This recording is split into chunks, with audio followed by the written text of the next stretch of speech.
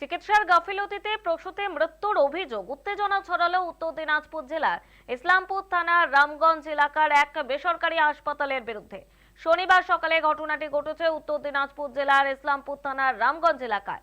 মৃত ওই প্রসূতির বাড়ি চোপড়ার লক্ষ্মীপুর এলাকায়। জানা গিয়েছে শুক্রবার বিকেলে প্রসব যন্ত্রণায় ওই প্রসূতিকে রামগঞ্জের ওই বেসরকারি হাসপাতালে ভর্তি করা হয়। সন্ধ্যায় সিজার করা হয় এবং সিজারের পরে মহিলার শারীরিক অবস্থার অবনতি হয়। রাতে ওই মহিলাকে শিলিগুড়ি মেডিকেলে স্থানান্তরিত করেন হাসপাতালের চিকিৎসকরা।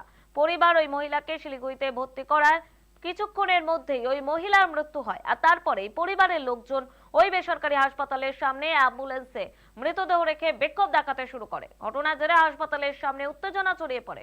খবর পেয়ে ঘটনাস্থলে পৌঁছে ইসলামপুর থানার রামগঞ্জ ফাঁড়ির পুলিশ। একের পর এক প্রসূতির মৃত্যুর ঘটনায় ইসলামপুরের এই হাসপাতাল বন্ধের দাবি তুলছেন মৃতের পরিবার। বেসরকারি ওই হাসপাতালের বিরুদ্ধে আইনি পদক্ষেপের দাবি করা হচ্ছে।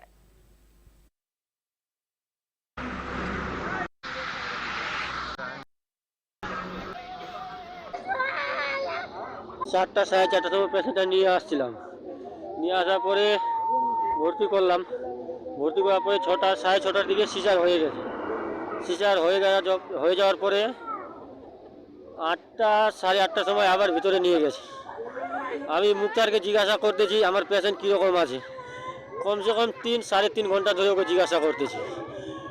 ও বলছে পেশেন্ট ঠিক আছে, শুধু গ্যাসের প্রবলেম। লাস্টে আমাকে একটার সময় বললো মেডিকেল নিয়ে যেতে হবে। হ্যাঁ, রাত্রে একটা সময় বলছে আমাকে মেডিকেল নিয়ে যেতে হবে। ওখানে নিয়ে গেছি, 10 মিনিটও থাকেনি, তারপরে ডেট করে গেছে। রামগঞ্জ পেট্রোল পাম্পের সামনে।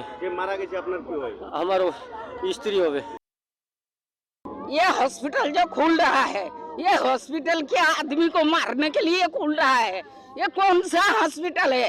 ये डॉक्टर को अगर ऑपरेशन करने नहीं आता है तो ये खुल के क्यों रखा है? ये हॉस्पिटल हमेशा के लिए बंद होना चाहिए। ये हॉस्पिटल हमेशा के लिए बंद होना चाहिए। ये मुख्तार आलम जो है हकीम का लड़का, इसको ये क्यों सिसर कर रहा है? किस लिए कर रहा है? वो डॉक्टरी पास किया है डॉक्टरी पास। ये मुख्तार आलम किया है।